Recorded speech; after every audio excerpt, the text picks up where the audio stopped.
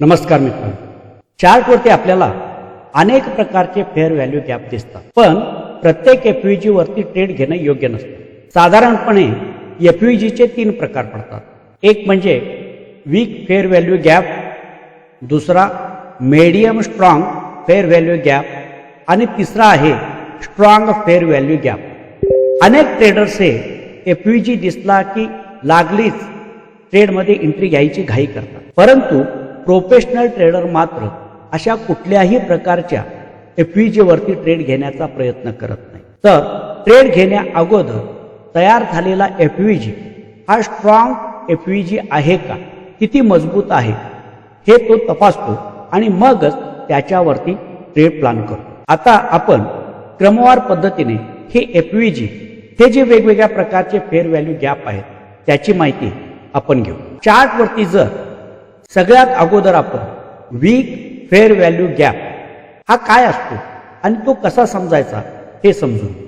जर एखाद्या support area जवळ प्राइस आली आणि त्यानंतर प्राइस ऍक्शन ही या पद्धतीने तयार होत असेल, ज्यामध्ये कॅन्डल क्रमांक 1, कॅन्डल क्रमांक 2 आणि कॅन्डल क्रमांक 3 या स्ट्रॉंग बुलिश कॅन्डल तयार होतात।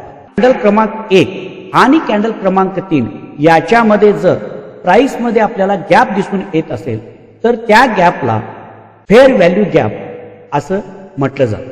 या ठिकाणी इन्स्टिट्यूशनच्या पेंडिंग ऑर्डर्स लागलेल्या असतात। आता या पेंडिंग ऑर्डरला रिस्पेक्ट करून प्राइस रिव्हर्स होण्याची शक्यता असते, परंतु ती कोणत्या प्रकारच्या फेअर व्हॅल्यू गॅप वरून प्राइस रिव्हर्स घेऊ शकते हे आपल्याला समजून घेणं खूप महत्वाचं असतं।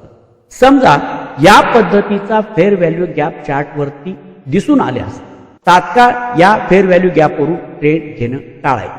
याच्यानंतर ज्या वेळेला फेअर व्हॅल्यू गॅप तयार होतो आणि प्राइस वरच्या दिशेने जाते आणि पुन्हा वरून प्राइस थोड्या वेळानं प्राइस पुढील कॅन्डल ज्या वेळेला एफव्हीजीच्या दिशेने येते आणि फेअर व्हॅल्यूच्या खालच्या साईडला येऊन जर ती कॅन्डल क्लोज होत असेल तर हा तयार झालेला फेअर व्हॅल्यू गॅप हा वीक फेअर व्हॅल्यू गॅप म्हणून ओळखला जाईल।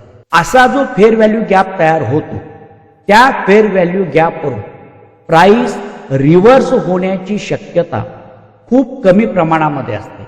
त्यामुळे अशा फेअर व्हॅल्यू गॅपवरून ट्रेड प्लॅनिंग करणे आपल्यासाठी रिस्की ठरू शकतं। त्यामुळे या फेअर व्हॅल्यू गॅपला वीक फेअर व्हॅल्यू गॅप म्हणून ओळखले जाते। याच्यानंतर दुसरा फेअर व्हॅल्यू गॅपचा प्रकार म्हणजे medium strong fair value gap. ज्या वेळेला प्राइस वरून फेअर व्हॅल्यू गॅपच्या दिशेने येते आणि या फेअर व्हॅल्यू गॅपच्या 50% वरती येणारी कॅन्डल जर क्लोजिंग देत असेल तर तो fair value gap medium strong fair value gap म्हणून ओळखला जातो। या ठिकाणी असलेल्या पेंडिंग ऑर्डर्समधून प्राइस रिस्पेक्ट देते आणि प्राइस वरच्या दिशेनं मुवमेंट देते, म्हणजेच या फेअर व्हॅल्यू वरून प्राइस पूर्वीच्या फेअर व्हॅल्यू पेक्षा अधिक प्रमाणे रिॲक्ट होते आणि रिव्हर्स होऊन अप ट्रेंडमध्ये जाण्याची शक्यता असते, म्हणून याला medium strong fair value gap म्हणून ओळखले जाते। याच्यानंतर तिसऱ्या क्रमांकाचा जो फेअर व्हॅल्यू गॅप चार्टवरती पाहिला जातो तो म्हणजे स्ट्रॉंग फेअर व्हॅल्यू गॅप।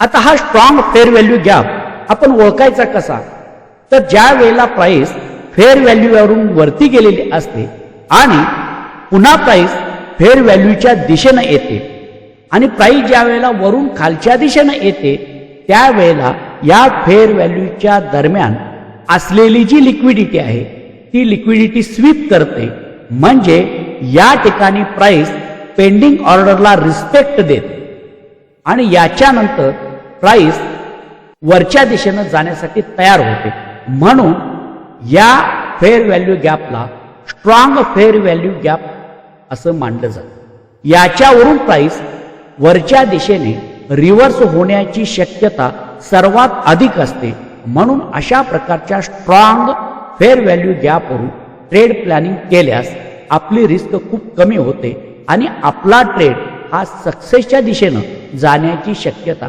अधिक प्रमाणामध्ये मिळते. म्हणून प्रोफेशनल ट्रेडर हे स्ट्रॉंग फेअर व्हॅल्यू गॅपवरतीच ट्रेड प्लॅनिंग करण्याचा प्रयत्न करतात.